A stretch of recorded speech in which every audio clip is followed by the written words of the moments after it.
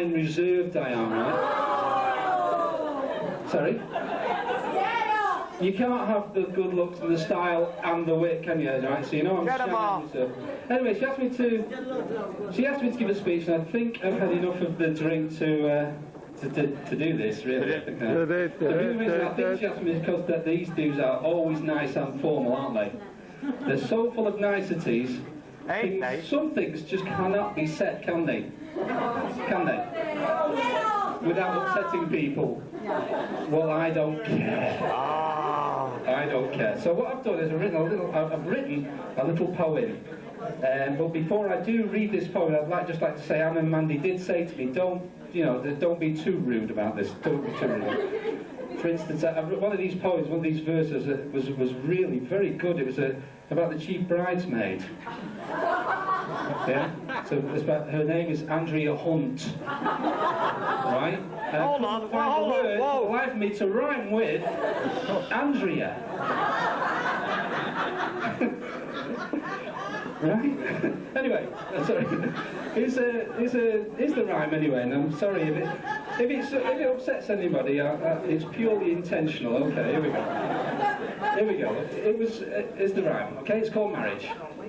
It was rather quite touching as I sat in the church to see a tear roll down from Pete's eye. I asked him what he was crying for, and he let out a really big sigh. You might think that I'm a sentimental old oaf who's crying because Mandy got wed. But I was standing there thinking about my bank balance because this thing's costing an arm and a leg. So spare a thought for poor old Pete next time you're at the bar, because there's no chance he'll buy you a drink on what it's cost him so far.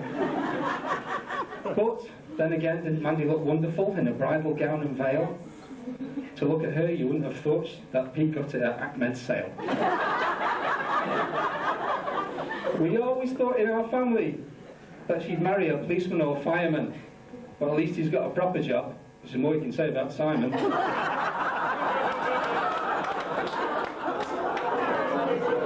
Having been married some 7 years, here's some advice to help pass the test. Don't worry about marriage's ups and downs, because it's the ins and outs that's best. A woman's life is ever so tough, and she'll probably spend most of it cooking. You're making up your own rhymes here, aren't you? You're making up your own rhymes, but as we men know, they're only there to give us a really good talking to when we realize it. It doesn't rhyme all right, does it? Mind you, they've had their first little row. I overheard them going through it. It's about going out with the boys once a week. Steve won't let Mandy do it. Having said all this, Pete's done them proud. You can tell by the way Anne is dressed. Decked out in all her finery. It's all Freeman's catalogue best.